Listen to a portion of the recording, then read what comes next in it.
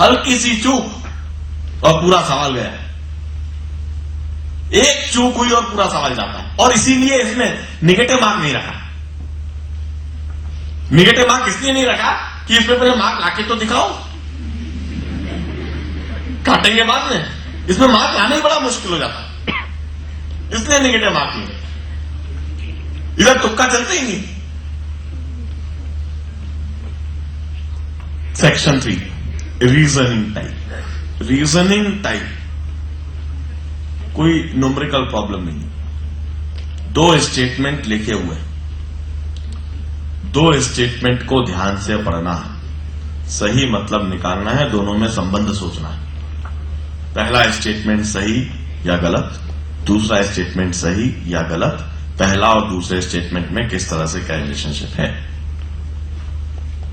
Subject की deep knowledge नहीं हो, टॉपिक की डीप में नॉलेज नहीं हो तो इसको नहीं कर सकते। आप जीटी के जो सैंपल टेस्ट होते हैं उसमें देखेंगे कि उन स्टेटमेंट को पढ़ के उनका मतलब निकालना वह एक चैलेंज हो जाता है। हम मतलब ही सही नहीं निकाल पाते। हम जो मतलब सोच रहे हैं सॉल्यूशन में कुछ और ही मतलब बता रहे हैं। और कई बार ऐसा होता है कि स्टेटमेंट एक लिखा है, मतलब उसके 3-4 निकाल। अब किसे सही माने? तो सचमुच में ये एक ऐसा सेक्शन है जिसमें कंसेप्चुअल डेप्थ जबरदस्त चाहिए, जो आईआईटी जेई को ये ट्रिपल से अलग बनाती है। यही ट्रिपल में क्या होता है कि भाई एक चैप्टर एक सवाल, सीधा सीधा सवाल। चैप्टर पढ़ा हुआ है, सवाल समझ में आएगा, आप करोगे, सही करके आओगे। चैप्टर पढ़ा हुआ नहीं है, सवाल को देखो, मुस्कुराओ, आगे बढ़ जाओ। बस सी बात है। आप उसमें समय मत नहीं कर सकोगे। लेकिन ये जो सेक्शन दिख रहे हैं, सेक्शन 2, सेक्शन 3, सेक्शन 4, ये तीनों सेक्शन आईआईटी जेई को बाकी किसी भी एग्जाम से अलग बना रहे हैं। सेक्शन 4 ये एक सबसे इंपॉर्टेंट सेक्शन है, लिंक्ड कॉम्प्रेंशन। एक पैसेज दिया हुआ है, पैसेज में लंबी कहानी दी हुई है, ढेर सारा डेटा दिया हुआ है, उस कहानी को पढ़ना है, समझना है, डेटा का मतलब निकालना है, और फिर नीचे 3-4 सवाल दिए हुए। इस जगह पर आईआईटी सचमुच में साइंटिस्ट को छांटती है। इस सेक्शन से क्रिएटिव जेंट्री अलग हो जाती है कि आप कितना पढ़ते हो, कितना समझते हो, कितना आपके पास में गिफ्टेड टैलेंट है। कहीं ऐसा तो नहीं आपको सिर्फ तभी समझ में आता है जब कोई समझाए। यदि आपकी ऐसी आदत पड़ चुकी है कि आपको कोई समझाने वाला चाहिए, जब तक समझाने वाला नहीं हो तब तक आपको समझ में नहीं आता, तो आप आईआईटी जेई में टॉप नहीं कर सकेंगे। आईआईटी जेई में टॉप वह कर सकेगा, सिलेक्ट वह हो सकेगा जिसको समझाने वाले की भी आवश्यकता नहीं है, जो कई बार आवश्यकता पड़ने पर खुद से पढ़ता है, ग्रैस्प करता है, समझ जाता है और सवालों के सही से जवाब देता है। जो ऑटोनॉमस है, सेल्फ डिपेंडेंट है सब्जेक्ट के मामले में, फिजिक्स, केमिस्ट्री, मैथ्स, वो स्वयं से भी समझना जानता है, वही चीज इस लिंक्ड कॉम्प्रहेंशन में। It need reading habits and grasping skills. कितनी आपकी रीडिंग हैबिट्स है, कितना आप ग्रैस्प कर पाते हो, और वही चीज इधर चेक होती है। और आप सबसे इंपॉर्टेंट बात देखें, 108 मार्क पहले पेपर में और 72 मार्क्स दूसरे पेपर में। The section with maximum weightage 180 marks, more than 35% weightage सिर्फ इसी सेक्शन का रहा है। और इस सेक्शन में वो कैंडिडेट की क्या चीज जांच रहे हैं कि भाई कैंडिडेट के पास में ग्रास्पिंग स्किल है कि नहीं, वो पढ़ना और समझना खुद से जानता है या नहीं, क्या उसको हमेशा कोई टीचर चाहिए समझाने के लिए। भाई टीचर अभी मिल रहे हैं, 11th 12th तक मिल रहे हैं। जब जैसे आप IITs में एडमिशन ले लेंगे, वहां पर टीचर नहीं मिलते हैं, वहां प्रोफेसर पढ़ाते नहीं हैं। प्रोफेसर सिर्फ सिलेबस बता देते हैं, यह सिलेबस है, यह बुक है, पढ़ लो घर पे जाकर। और वो पढ़ाए तो जो आप इंटरेस्टेड हो उनसे पढ़ने में। नथिंग इज कि वहां पर सचमुच में पढ़ाने वाले नहीं होते हैं। IITs में से सिलेबस बताया जाता है, सिर्फ बुक बताई जाती है, सिर्फ बता दिया जाता है कि इस तरह के सवाल पूछे जाएंगे, अब कर लेना घर पे जाकर और आप खुद से पढ़। तो थिंग इज कि ये स्किल आप में होनी चाहिए और वही चीज इधर देखी जा रही है। और IITs क्या, आगे कहीं पर भी आप जाओगे, कंपनीज में जाओगे, हर कंपनी में अलग अलग टेक्नोलॉजी, अलग अलग तरीके हैं काम करने के। और वहां पर इफ यू एक्सपेक्ट कि हमेशा आपको कोई सिखाएगा काम करने का तरीका, ऐसा नहीं है।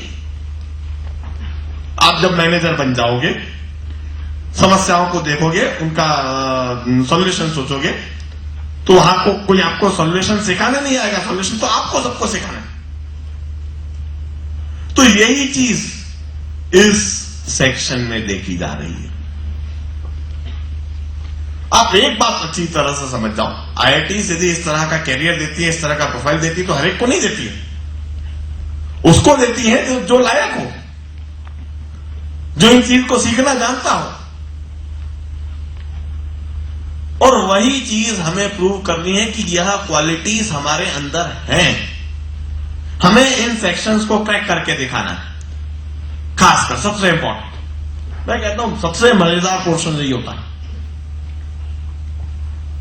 लिखी हुई कहानी को पढ़ के समझना और उसी पर जवाब देना। और अधिकतर जनता इसी में क्लीन बोल्ड होती है कि लिखी हुई कहानी नहीं समझ पर। आप मतलब खासकर GK में पढ़ने के बाद आप लोगों की आदत पड़ जाती है कि भाई टीचर समझाता है तभी समझ में आता है। अपनी इस फीलिंग से ऊपर उठो, अपने इस चीज से ऊपर उठो, खुद से भी पढ़ना सीखो, पढ़ना चालू करो। मैं IITs में कट ऑफ डिटरमाइन करने का तरीका समझाऊंगा। क्या पिछले साल IIT JEE 2008 में सिलेक्टेड कैंडिडेट्स की मार्किंग रही है, मैं वहां बताऊंगा।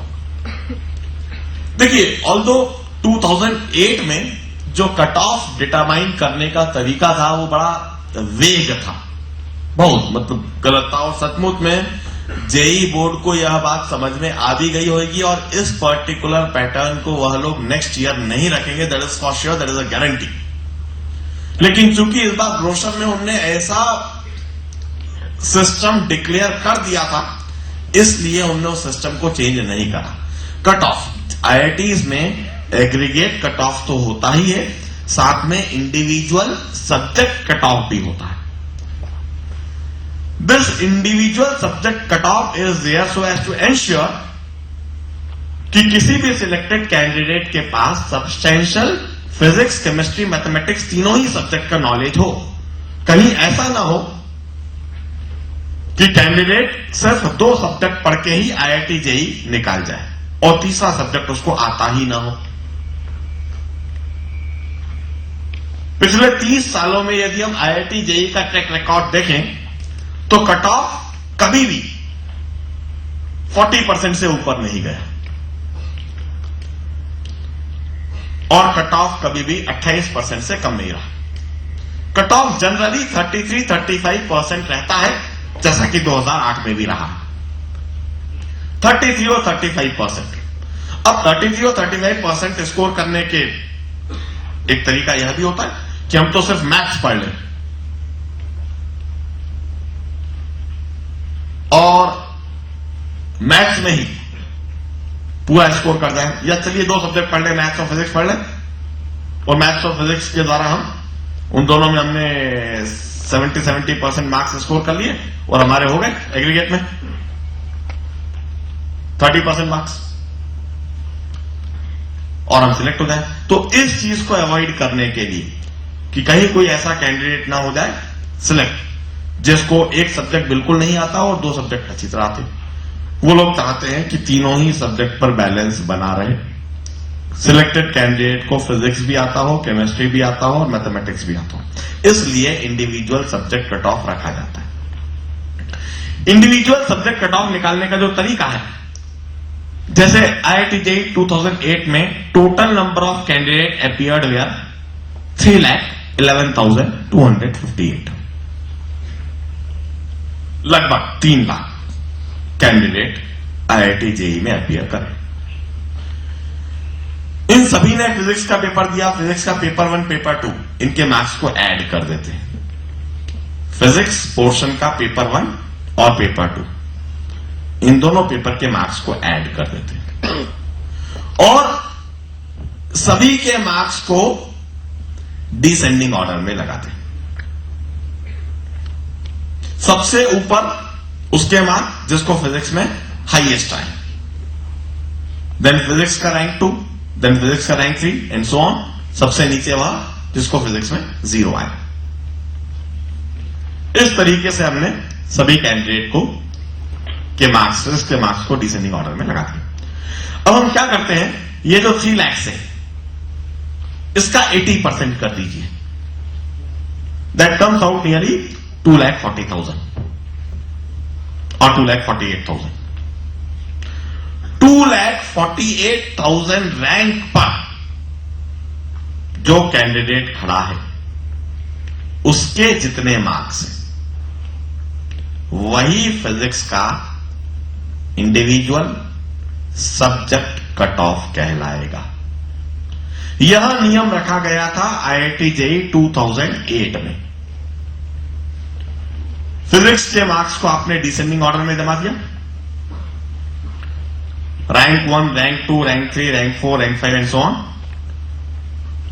आपको किस कैंडिडेट को देखना है, जो कैंडिडेट खड़ा हुआ है कौन सी रैंक पर, 2,48,000। 2,48,000 रैंक पर जो कैंडिडेट खड़ा हुआ है उसके जितने मार्क्स हैं वही फिजिक्स का इंडिविजुअल सब्जेक्ट कट ऑफ कहलाएगा। मतलब हमको फिजिक्स में कम से कम 20% कैंडिडेट को तो बाहर करना ही है, ये नियम था। लेकिन इस नियम के साथ में जरा देखें कि फिजिक्स का सब्जेक्ट कट ऑफ कितना आया, 0 मार्क्स। बड़ी खुशी की बात है, हमें कभी कभी 0 आ जाते हो तो कोई दुख की बात नहीं है, क्योंकि इवन IIT JEE में भी 60,000 कैंडिडेट ऐसे रहे हैं जिन्हें फिजिक्स में या तो 0 आए या नेगेटिव आए। ये IIT JEE 2008 का स्टैट्स ऑफिशियली JEE की साइट पर पब्लिश है। और इसीलिए मैं इस कट ऑफ डिटरमाइन करने के तरीके को वेग तरीका मानता हूं, बेकार तरीका। जो निश्चित इस साल रखा गया था लेकिन अगले साल और वो चीजें दिख रही है कि यदि आप फिजिक्स में घबराते हो तो आप गलत नहीं हो। हिंदुस्तान में अधिकतर जनता फिजिक्स से ही घबराती है और वो इस कट ऑफ से भी दिख रहा है। मैथ्स में यही कट ऑफ रहा 5 मार्क और केमिस्ट्री में यही कट ऑफ रहा 3 मार्क।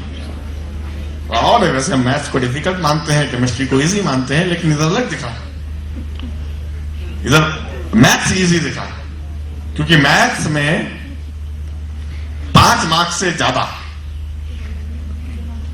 80% कैंडिडेट्स ने स्कोर करा और 20% कैंडिडेट्स 5 मार्क्स से कम लाए। और केमिस्ट्री के लिए यही चीज देखें तो 3 मार्क। अब इधर मैं बताता हूं कि ये तो जनरल कैटेगरी के लिए कट ऑफ डिटरमाइन हुआ।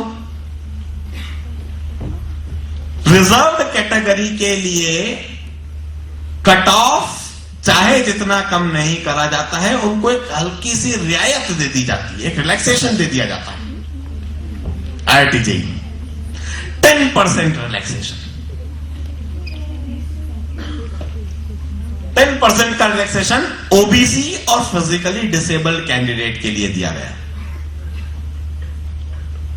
और शेड्यूल कास्ट और शेड्यूल ट्राइब कैटेगरी के लिए 40% का रिलैक्सेशन दिया गया। दिस इज द रिलैक्सेशन जो रिजर्व्ड कैटेगरी को मिल जाता है, इससे ज्यादा नहीं मिलता। मतलब यदि जनरल कैटेगरी का मैथमेटिक्स का कट ऑफ 5 मार्क रहा है तो फिजिकली डिसेबल्ड या ओबीसी के लिए यही सब्जेक्ट कट ऑफ 4.5 मार्क रहेगा, और एसटी और एससी कैटेगरी के लिए यही कट ऑफ 3 मार्क का रहेगा। यह नियम 2008 का था। इसे रिलैक्सेशन तो निश्चित अगले साल भी रिपीट होगा, ऐसा कैसे, लेकिन ये कट ऑफ डिटरमाइन करने का तरीका निश्चित बदलेगा। जो भी नया तरीका होगा मैं जरूर बताऊंगा समय के साथ, जैसे ही ब्रोशर आएगा। अब सब्जेक्ट कट ऑफ तो सिर्फ इसलिए डिफाइन करा जाता है जिससे कि भाई हर एक सब्जेक्ट में कैंडिडेट की प्रोफिशिएंसी दिख जाए। जेई में एडमिशन तो निश्चित एग्रीगेट कट ऑफ के आधार पर दिया जाता है। Aggregate cut off general category का पिछले साल 7,903 तक रैंक पब्लिश की गई थी। इसके आगे फिर एक्सटेंडेड मेरिट लिस्ट पब्लिश की गई थी 7,903। अब एक और सवाल उठता है कि ये 7,903 ही क्यों? भाई टोटल नंबर ऑफ सीट्स यदि 100 है,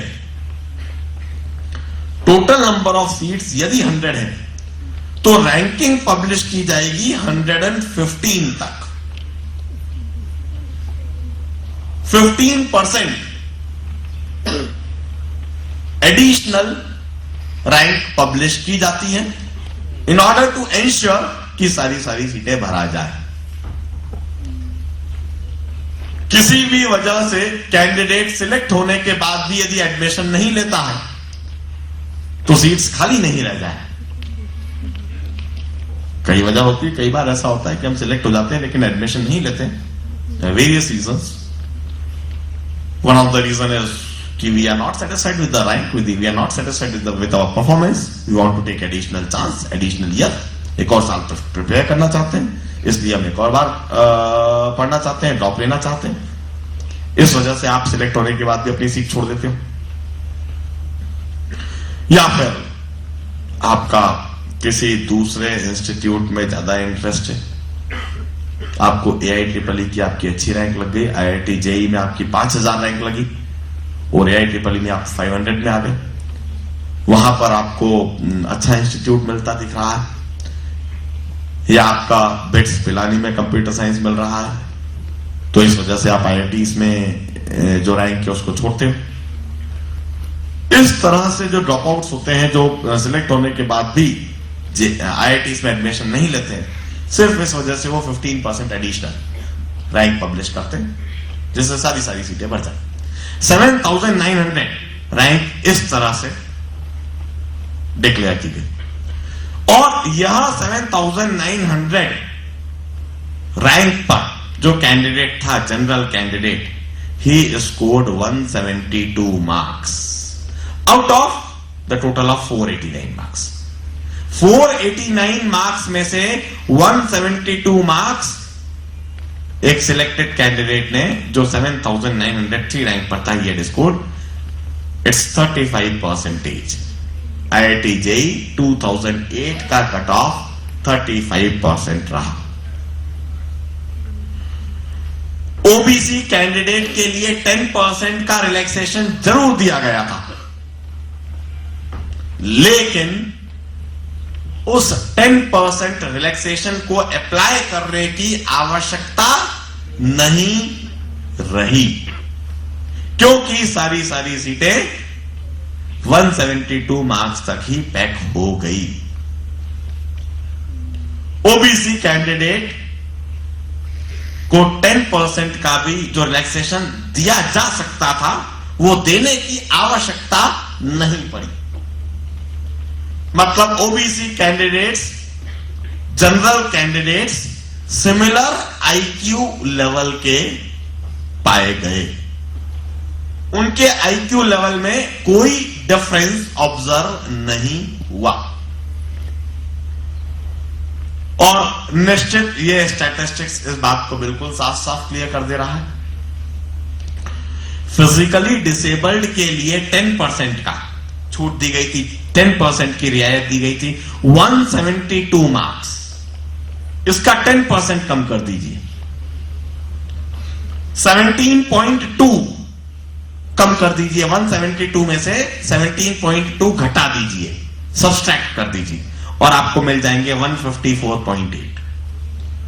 मतलब फिजिकली डिसेबल्ड कैंडिडेट के लिए जो कट ऑफ मार्क होगा वह 154.8 मार्क्स होगा। 32% इनका कट ऑफ होगा। लेकिन बड़े आश्चर्य की बात कि इस कट ऑफ के साथ में क्वालिफाई सिर्फ 20 कैंडिडेट ही कर पाए, सिर्फ 20 कैंडिडेट। जबकि हम देखें टोटल सीट्स कितनी थी, पिछाड़ी टोटल सीट्स थी फिजिकली डिसेबल वालों के लिए 227।